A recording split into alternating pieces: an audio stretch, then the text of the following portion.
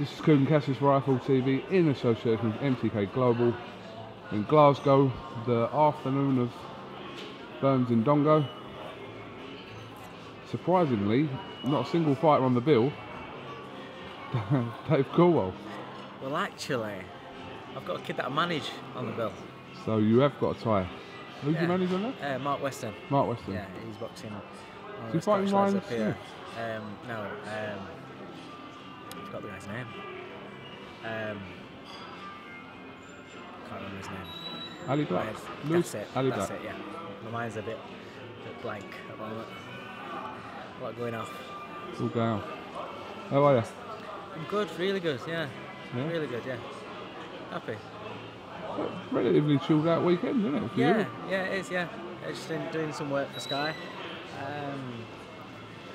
And I believe tickets have gone brilliant tonight. I'm just looking forward to a good show, good atmosphere. It's always a good atmosphere up here. It's a little bit cold for me, but yeah, all good. We're right on the water here as well, Yeah. so Yeah, freezing. I know. Don't know when you've got nowhere. We hadn't noticed, Dave, to be honest. We hadn't noticed. You look weird with hair now. Yeah. You would. Even all money in the world, I would never have an hair transplant. Really? It just won't suit me. I shaved my hair off, to be honest, before. Have you got any it photos completely on gone. your phone, sorry, of you with a crop of hair? No. Lie. You know when you was in your 20s? I shaved my hair off at 25 because I was going a little bit thin on top. It was Dom Ingle that pointed it out to me, kept pointing it out to me. Do you know when you're in denial? No, it's all right. No, it's all right. And it was when spotted it when I fought Mickey Campbell on Naz's on the card, and the view you could see under the ring lights. So no, just shave it off, see how it goes, and I've just shaved it ever since. It's only that little bit that went, but it is what it is. Didn't want to look like Friar Tuck or anything like that. Right. As my old nan used to say, when it's going, let it go. Let it go. Let it As go. the song goes, let it go. Let it go. Should we start with you? Let's start with the man of the moment, Mr. Bellew. How is he? He's been on holiday? It's good, yeah, it's good. I've actually about half an hour ago just spoke to him on the phone. We got back from holiday yesterday. He's had a really nice time. Chilled out with his family and done a lot of thinking. It's been what, over a month now. Sort of 5, closing into 6 weeks since quite a dramatic night at the O2. Is it all kind of not, been laid now? You're just sort of moving on from there. Yeah, you move. I've got, I was straight back in the gym with Jamie McDonald, and so my head-wise, straight back into it. But you're still, you're still getting people coming up to you and talking about the fight and stuff like that, and it's just. Do you know what it is? It's more just you've won a world title, and then your man's had a massive high-profile fight and won, and the pressure's just goes, and it's just you're just cool. Everything's cool. And it's just nice. Because prior to that week, you had a difficult month, didn't you, with David Price defeat to Christian Hammer, and then Gavin McDonald defeat as well. You know, the funny thing is with the Gavin loss, I know we lost, and I know nobody likes to lose. And on the night, I was devastated, and you saw, I was gutted. But then you watch the fight back, and you have to remember, and you have to remind yourself. And no disrespect to Gavin McDonald, but this is Gavin McDonald. It's not an Olympian that was always expected to become, a world title challenger, world champion, and things like that. Gavin McDonald's a kid that was struggling at domestic level a couple of years ago, and you're looking at amateur fights. You look at the job that Steffi Bull's done with him to bring him through, and then Eddie's done with him to push him into the world level. And he's a kid that perhaps has gone a lot quicker and achieved a lot more in a shorter space of time than what anyone would have ever dreamt of. So his performance against Vargas, it was brilliant. He did really, really well. And I always say you can only ask your fighters to do their absolute best and give their absolute all, and he did. And so looking back on it, it wasn't from the morning afterwards, we never looked at it as, oh, we got beat, you know. It was still positive because you look at it and think, wow, with more time, more experience, learning in the gym, and then the right fights, in a year's time he can go again for another world title fight, you know. So it's a positive, everything's a positive. The pricey one, completely different kettle of fish. That was, you know, that was a gut wrenching and a kick in the nuts. But yeah, two losses back to back. But I said that going into that period, you know that when you're in 50-50 fights, or if you're in fights where your man's a slight underdog, or you know there's an opportunity there that you're going to get beat. You can't keep winning forever, you know. And unfortunately, people like to focus on negatives, you know, be it myself, be it anybody, you know. People like to bang on straight away. As soon as you start hitting a few stones in the road, they want to go on it. They don't talk about all the fights that you've been winning, you know. That's just human nature. That's just how a lot of people are, and you have to cope with it. If you want to be involved in big fights, and if you want to have the bigger name fighters, you're gonna have times where you get beat. You can't win every time. Is it about wanting to be in fights that you have to be prepared to lose? That fear factor of, you know, this could go as well as it could go right, it could go wrong for you. Listen, when top football teams play each other, you get beat. Go back out. They go back out next week and they might win. You know, boxing's different, where if you get beat, it's kind of the end of the world, or it's seen as the end of the world. But it's not necessarily the way. It depends on how you handle it. But if you want to play safe, and if you want to make sure that you win every fight, then people don't want to buy into that. You know, it's like a kid that turns pro. His first few fights sells a lot of tickets, but then if you keep putting him in against the journeyman fighters, the fights where there's not much risk, and the fans know that the turn is going to win. Let me know when you're in a title fight, because they're not going to pay the money out to come and watch him. If you're working at the top level, if you want to just keep picking and choosing the easy fights, your fighter's never going to get to that, you know, that elite level, and your fighter's not going to have the respect of fans, and you know, never going to be the big cheese, so to speak. You've got to roll the dice, and you've got to take real fights sometimes. And so when you take real fights, you might get beat, and a lot of times you do get beat. Tony Bellew, is he a heavyweight or is he a cruiserweight? What is he? He's a cruiserweight in a heavyweight's body. But he's stepped up to heavyweight and won a fight at heavyweight. Is he a genuine heavyweight? No, he's not a genuine heavyweight. But can he compete at heavyweight? He's proven he can compete at heavyweight. You know? So it is what it is. Obviously, since the win over David Haye, everyone's got, not everyone, but a lot of people have got kind of a split opinion about what could have happened had Haye not suffered the injury, etc., etc. Yeah. And we got a lot of stick on the night because it was kind of, you know, saying was pro. Listen, we've had a relationship with David Haye as long as we had with Tony Bellew. But I think when I feel gets a hard on sometimes for like big events, it's kind of like, you know. Sometimes you get wrapped up in the moment. Yeah, we get wrapped up. We all Listen, do. we've done it with loads of fighters. It's not a diss at David Haye at all. We've had our relationship with David Haye has been absolutely spot on over the years. You know, even when he wasn't active in the ring, but everyone was kind of like, oh, you know, because I was saying we didn't actually know exactly what had happened straight after the fight.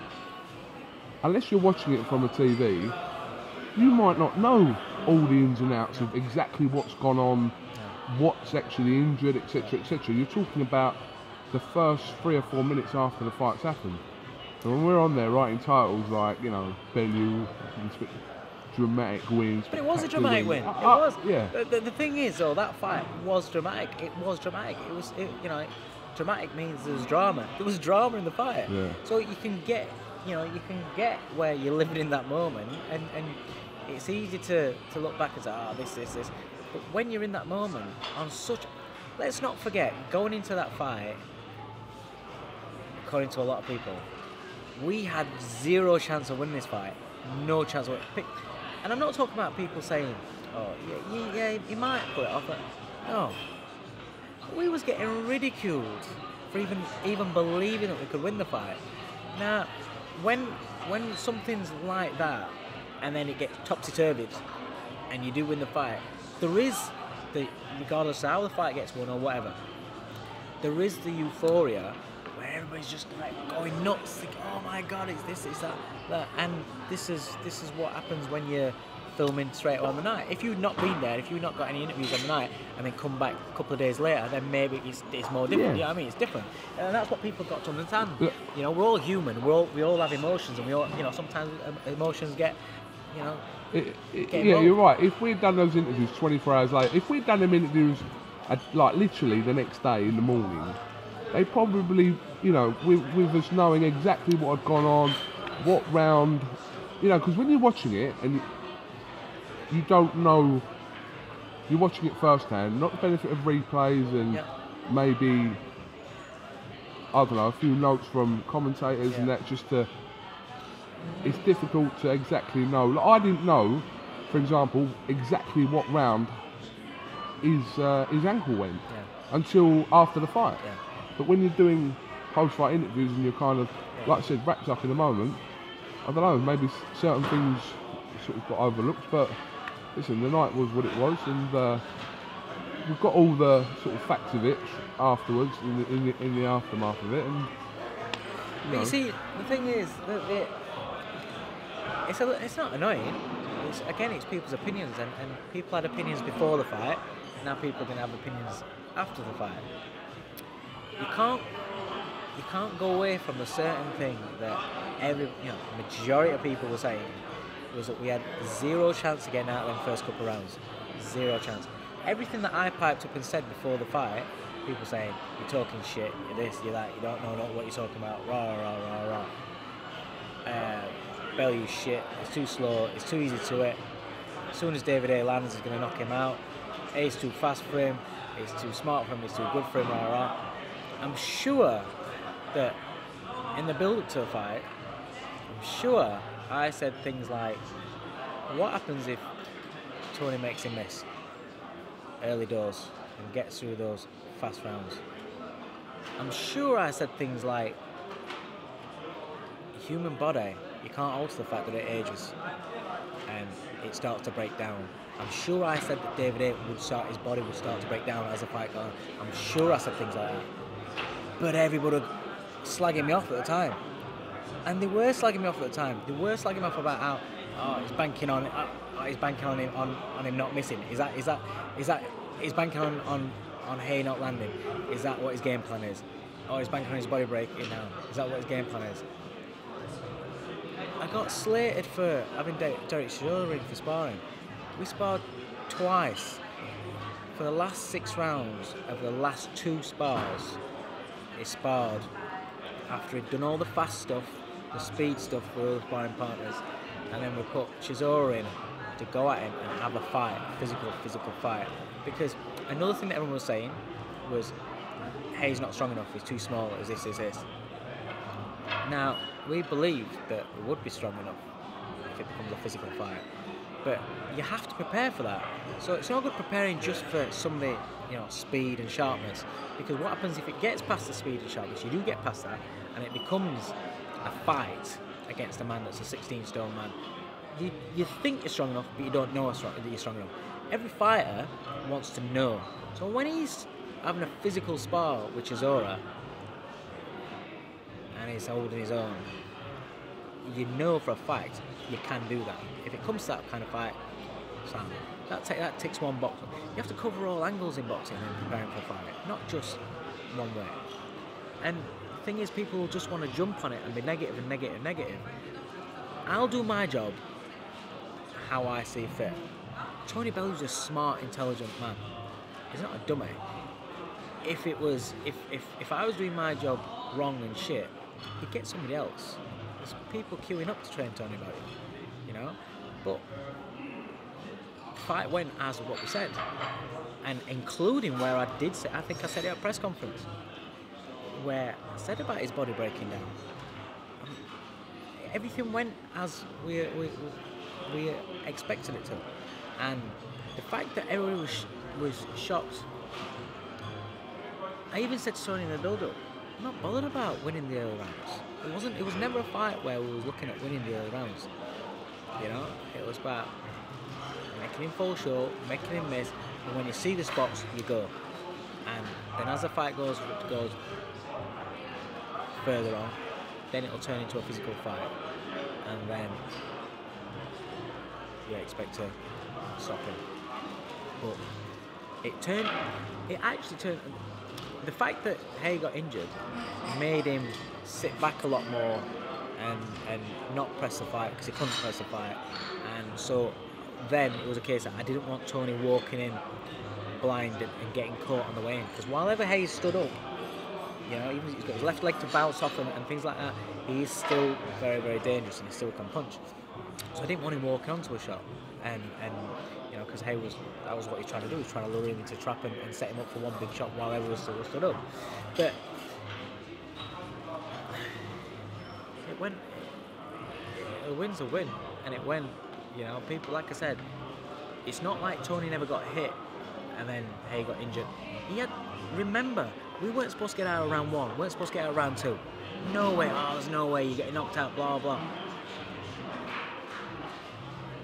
It was round 6 when his leg went, and I'm sure if you watch the fight back, Bellew took some shots. What happens? He's supposed to get laid out as soon as he touches him. As soon as his chinny, Adonis Stevenson knocked him out. He's not going to be able to take David. Completely different fighters.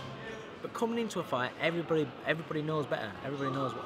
You've all got opinions, but you've got to understand. Just because that happened in that fight, doesn't mean it's going to happen in this fight. You know, that's not how boxing works. You've got to remember when he boxed Adonis Stevenson, he drained his weight right down to like heavyweight. I've said it before, I'll say it again.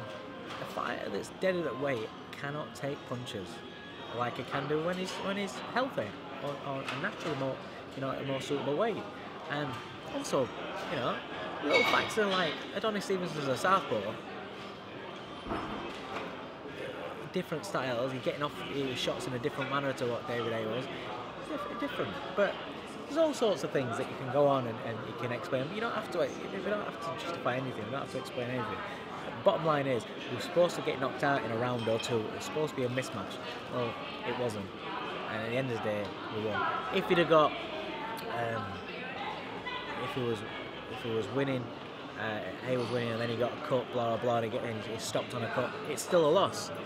It is what it is. It's like when fighters are losing fights all the way through fight, and then in the last couple of rounds, the other man stops him, comes from behind and wins.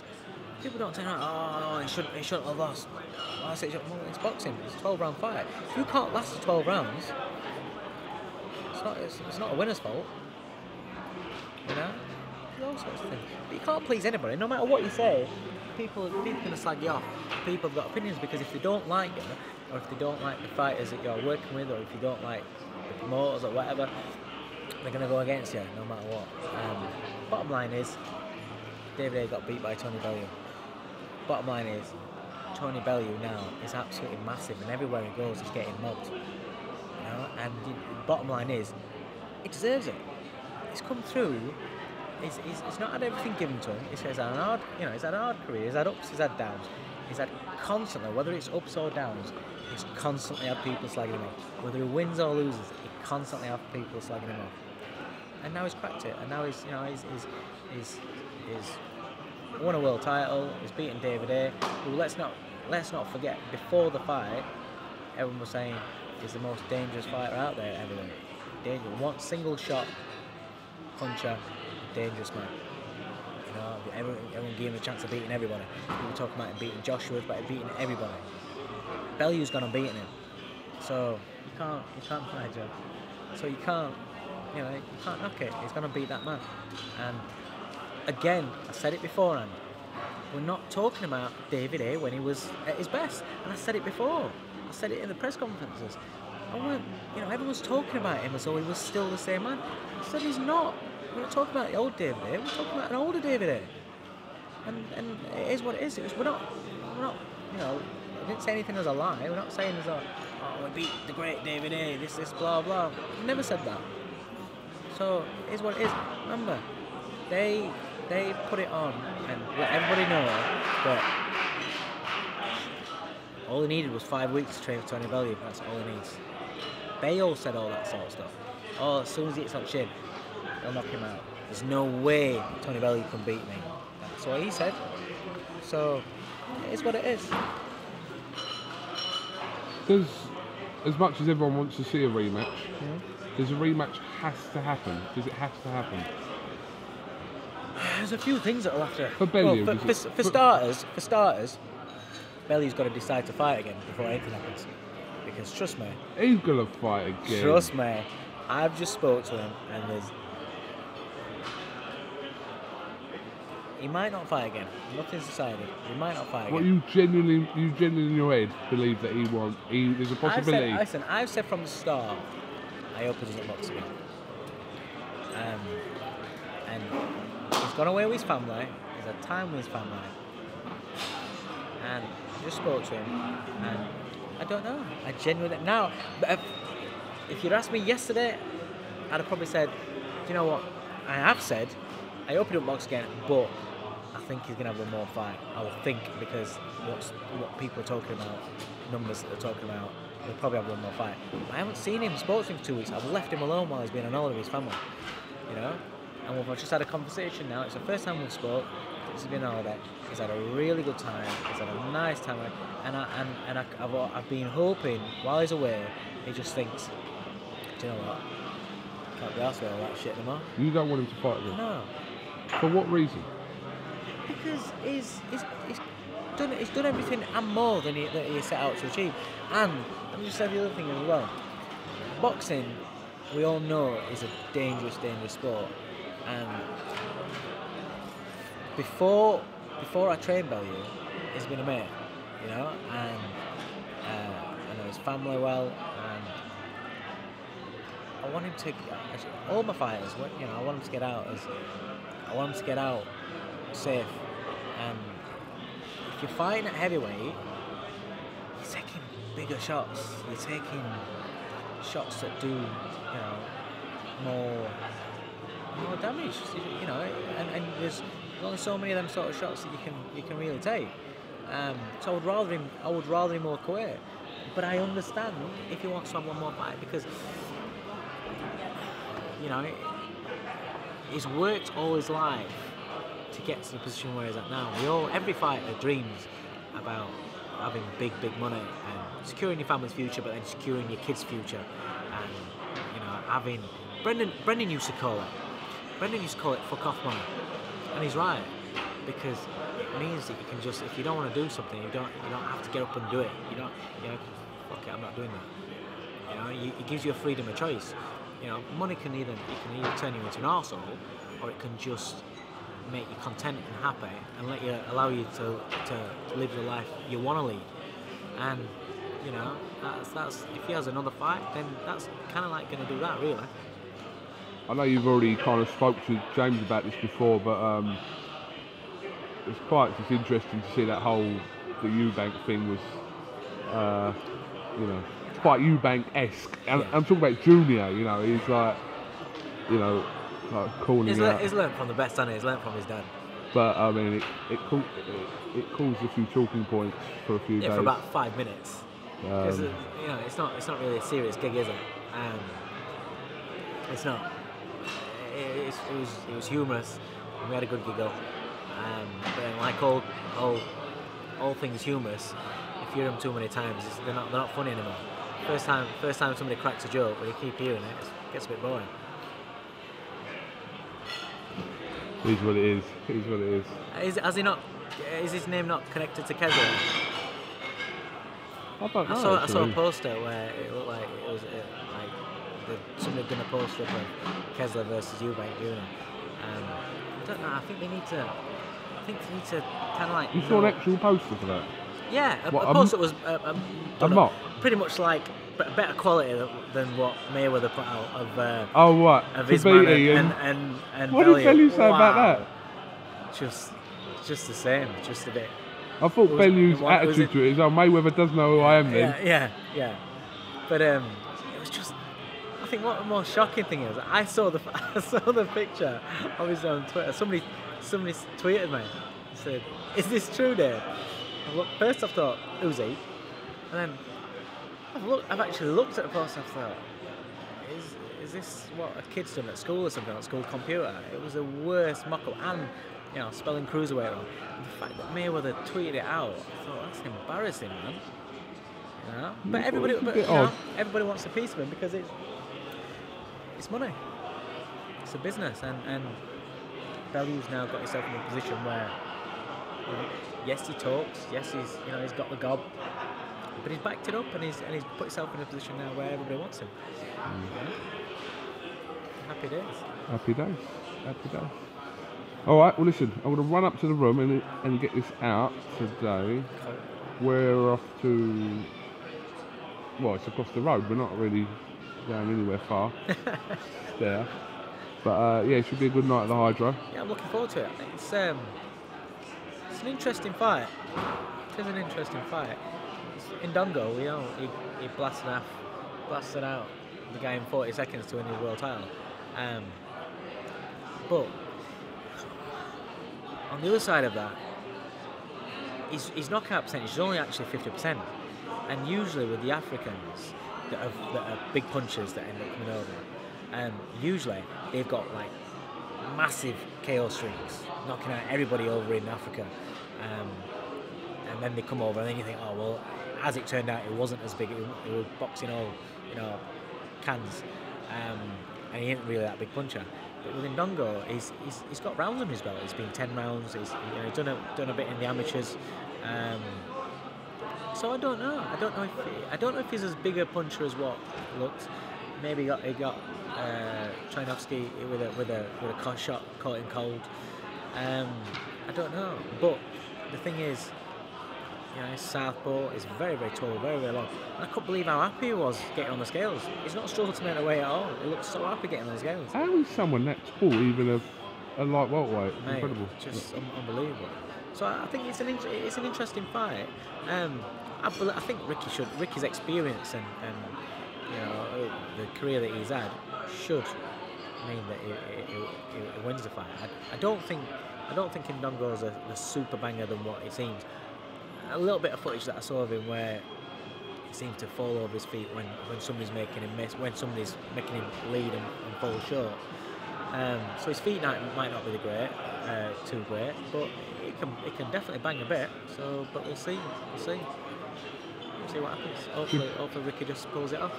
Absolutely, should be a good night. Yeah. Dave Coldwell, listen, thank you very much for talking to IFL TV. It's nice talking to you. I haven't seen you for a bit on camera. Yeah, we've been around. Not in my direction. It wasn't that long ago, Haye, Bellew. My God. Dave, thank you very much, mate, and we'll catch up with you soon. Cheers, mate. See you later.